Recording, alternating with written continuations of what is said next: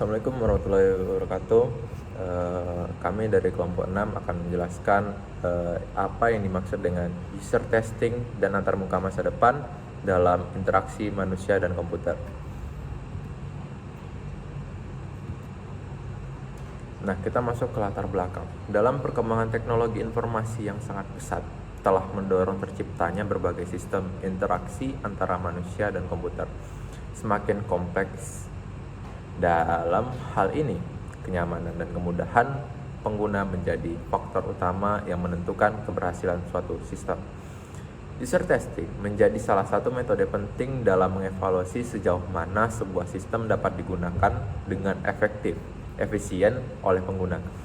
Tanpa adanya pengujian yang baik, sistem yang dikembangkan berpotensi tidak sesuai dengan kebutuhan pengguna. Selain itu, perkembangan antarmuka masa depan seperti berbasis kecerdasan buatan, virtual reality, dan augmented reality menuntut adanya pendekatan baru dalam merancang interaksi yang lebih intuitif, alami, dan adaptif terhadap pengguna. Kita masuk ke rumusan masalah. Apa yang dimaksud dengan user testing dalam interaksi manusia dan komputer? Itu yang pertama. Yang kedua, mengapa user testing penting dalam pengembangan sistem? Yang ketiga, apa saja konsep dan perkembangan antarmuka masa depan? Dan yang keempat, bagaimana peran antarmuka masa depan dalam meningkatkan kualitas interaksi manusia dan komputer? Selanjutnya, kita masuk ke dalam tujuan penulisan. Menjelaskan konsep user testing dalam interaksi manusia dan komputer, itu yang pertama. Yang kedua, kita mengidentifikasi pentingnya user testing dalam pengembangan sistem. Yang ketiga, mendeskripsikan perkembangan antarmuka masa depan. Yang keempat, mengetahui peran teknologi antarmuka masa depan dalam meningkatkan pengalaman pengguna. Nah, untuk selanjutnya itu akan dilanjutkan dan dijelaskan oleh lebih lanjut oleh teman saya.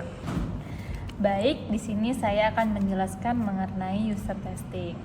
Nah, user testing ini adalah proses evaluasi suatu sistem atau aplikasi dengan melibatkan pengguna secara langsung untuk mengetahui tingkat kemudahan, efisiensi, dan kepuasan dalam pengguna.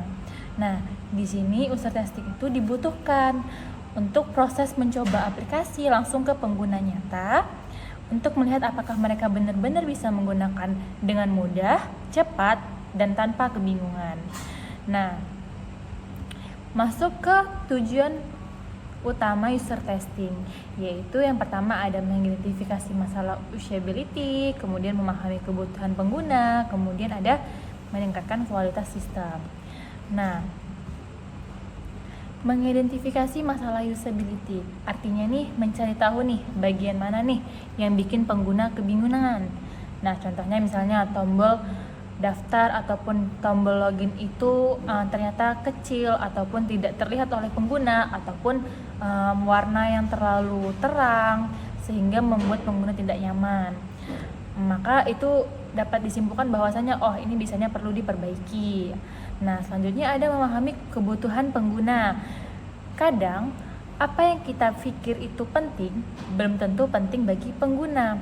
Maka dari itu kita melakukan wawancara ataupun observasi terhadap pengguna agar kita tahu nih apa saja yang dibutuhkan oleh pengguna untuk kita dapat jadikan solusi aplikasi yang lebih baik. Nah, contohnya yaitu kita membuat fitur yang menurut kita nih keren. Tapi ternyata pengguna membutuhkan fitur yang bukan hanya keren tetapi dapat digunakan lebih baik. Dengan user testing, kita tahu nih apa yang benar-benar dibutuhkan. Nah, selanjutnya itu ada meningkatkan kualitas sistem. Dari semua hasil testing digunakan untuk memperbaiki si aplikasi, maka dari itu setelah kita tahu nih, misalnya pengguna kesulitan, kita ubah tampilannya, kita perbaiki alurnya secara sederhana ataupun sesuai dengan kebutuhan pengguna. Kemudian akhirnya aplikasi jadi lebih nyaman untuk pengguna, biar dapat bisa menggunakannya dengan lebih baik dan lebih mengerti. Nah, selanjutnya yaitu ada jenis-jenis user testing. Yang pertama itu ada usability testing, menguji kemudahan pengguna. Yang kedua ada A atau B testing, membandingkan dua versi desain. Yang ketiga ada remote testing, dilakukan tanpa tatap muka. Kemudian ada moderator testing, dipandu oleh fasilitator. Yang kelima, unmoderator testing, dilakukan mandiri oleh pengguna. Nah, usability testing, menguji kemudahan pengguna. Di sini kita minta pengguna itu mencoba aplikasi. Apakah pengguna itu merasa mudah untuk menggunakannya ataupun malah merasakan kesulitan. Nah, kalau misalnya pengguna itu merasa kebingungan, maka user testing, usability testing ini bisa jadikan referensi untuk perbaikan. Yang kedua ada A atau B testing, membandingkan dua versi desain. Contohnya yaitu desain A, warnanya itu gelap, desain B, warnanya itu terang. Nah, kita bandingkan nih, pengguna itu cocoknya di bagian desain terang atau desain yang gelap. Lalu kita lihat nih bagaimana pengguna itu tertarik terhadap desain yang gelap ataupun desain yang terang.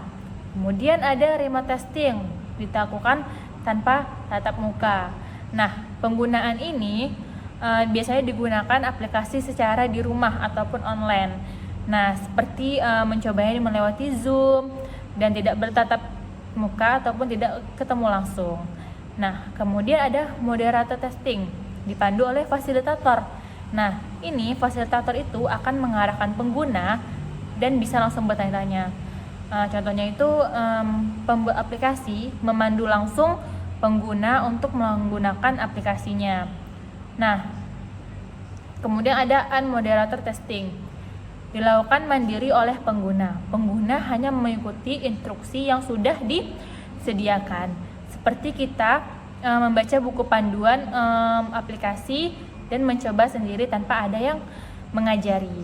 Nah, jadi user testing itu sangat penting karena membantu kita melihat aplikasi dari sudut pandang pengguna, bukan hanya dari sudut pandang pembuat, karena pada dasarnya aplikasi itu dibuat untuk mempermudah pengguna. Baik, selanjutnya akan dilanjutkan oleh teman saya.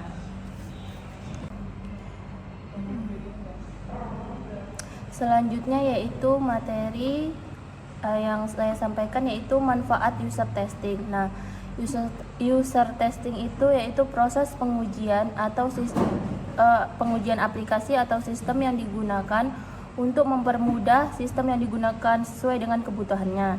Nah, yang pertama itu meningkatkan pengalaman pengguna atau user experience. Nah, contohnya itu pembuatan aplikasi yang lebih nyaman dan mudah dipahami.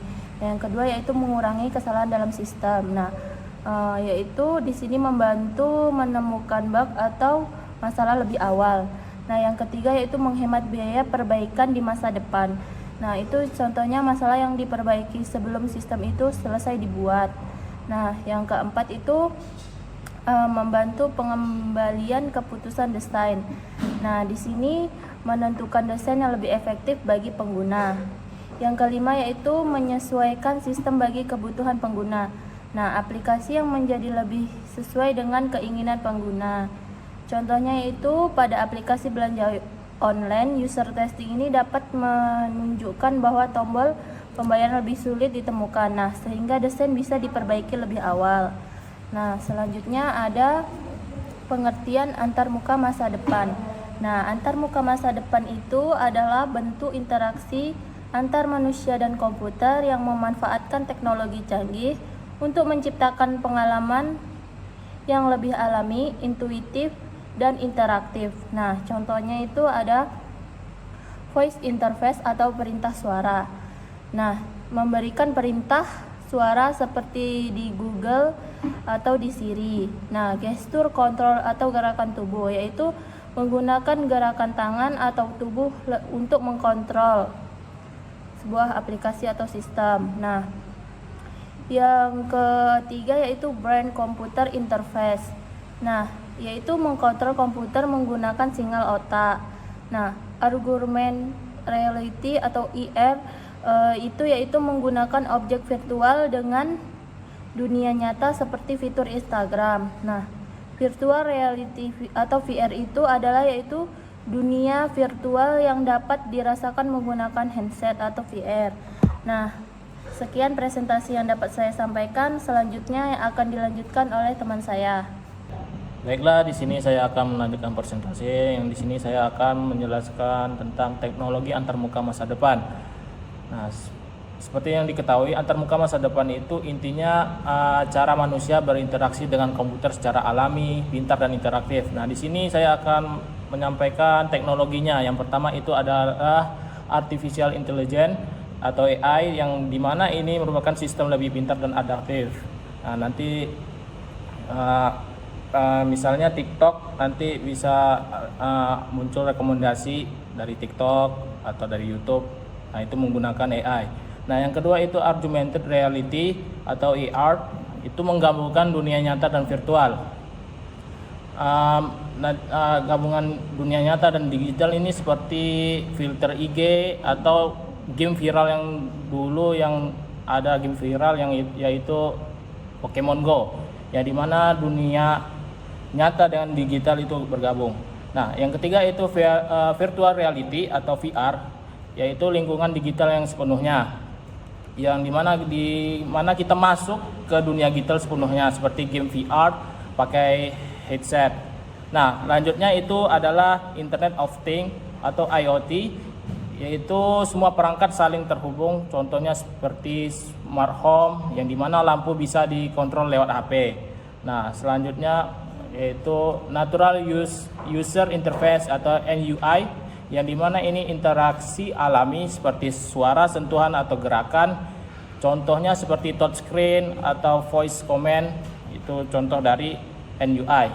Selanjutnya itu adalah peran antarmuka masa depan. Yang pertama itu meningkatkan efisiensi kerja manusia, ya dimana kerja lebih cepat dan mudah. Yang kedua itu memberikan pengalaman interaktif yang lebih baik, seperti gimana nanti user lebih nyaman dan seru pemakaiannya. Nah, yang ketiga itu mempermudah akses teknologi bagi semua kalangan. Semua orang bisa pakai, bahkan yang gaptek sekalipun. Yang keempat itu mengurangi batasan antara manusia dan komputer, di mana nanti interaksinya lebih natural seperti kayak ngobrol dengan komputernya. Yang terakhir itu mendukung inovasi di berbagai bidang seperti pendidikan, kesehatan, dan industri. Baik, sekian dari saya. Selanjutnya akan dilanjutkan presentasi dari teman saya.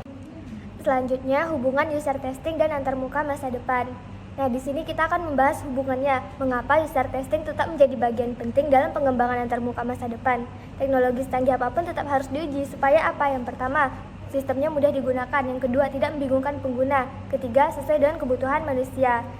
Jadi tanpa user testing, teknologi secanggih apapun bisa gagal digunakan secara optimal. Jadi bisa dikatakan bahwa user testing adalah jembatan antara kecanggihan teknologi dan kenyamanan pengguna.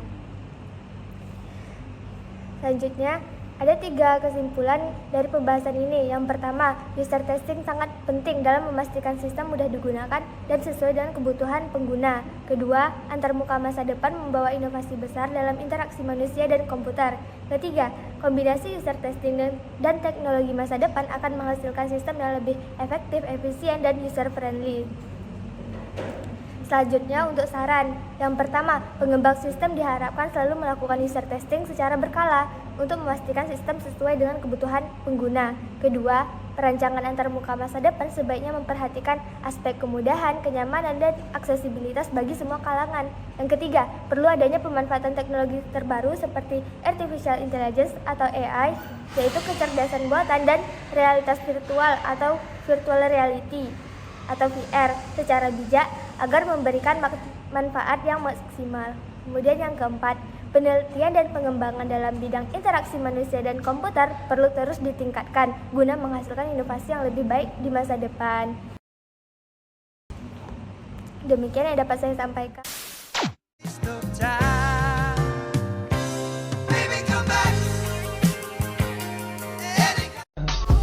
I just had to let you know you're